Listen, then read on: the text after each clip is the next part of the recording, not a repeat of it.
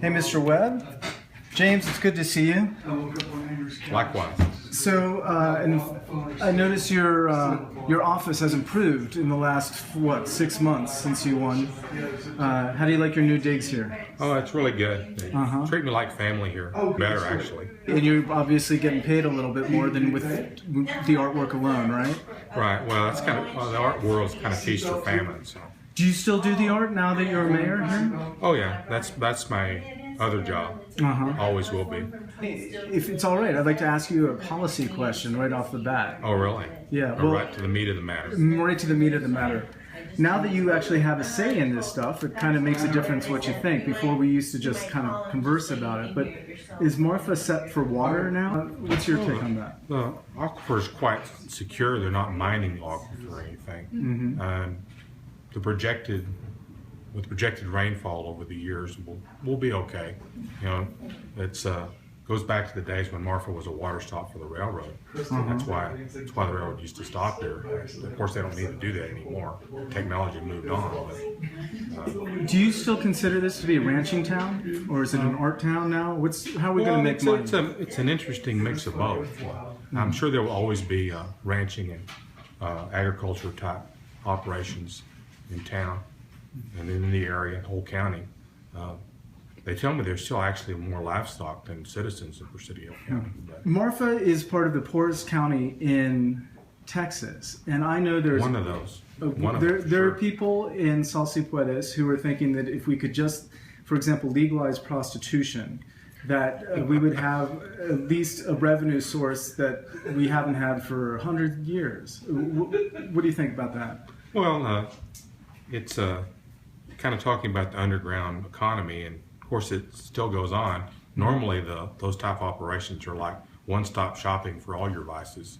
You know, there's usually like a crap game in the back and so forth. You know, it's kind of vertical integration of the business plan, even though it's a part of the underground economy. Would money going into Salsipuedes, assuming this happened, would money going into Salsipuedes technically not be city money? No, not at all. Of course, hopefully the local paper wouldn't have to catch any local officials.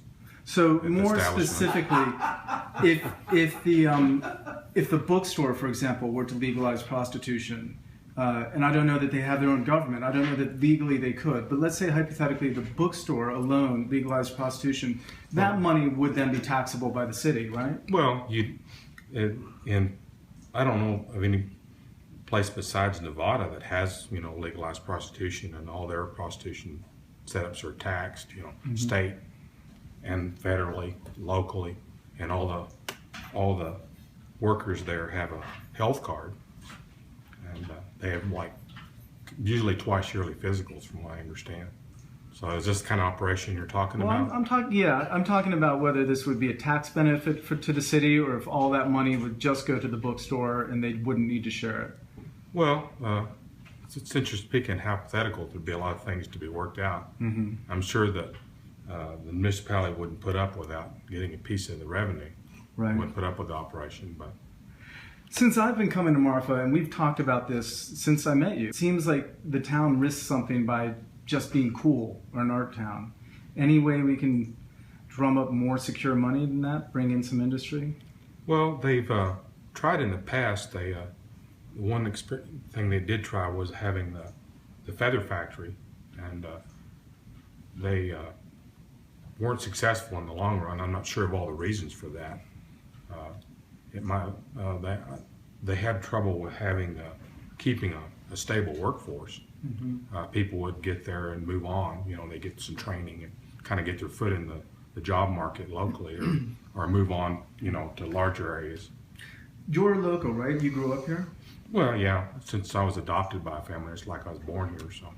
Do you have any resentment to change, or to newcomers, or to white people, for example? Well, since I'm one of the whitest people in Presidio County, that'd be kind of... You're fair. Yeah. No, you're fair.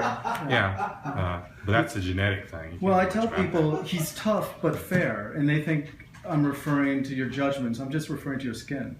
Oh, I see. No, well, change is pretty inevitable, and you kind of, hopefully, you have balanced economic growth over time, and you allow people to a lot of young people, they're in a situation where they have 2 and 3 part-time jobs to make ends meet. And they're in a situation they have to buy their own health insurance and so forth, if they even have it. Last question, because I know you're very busy.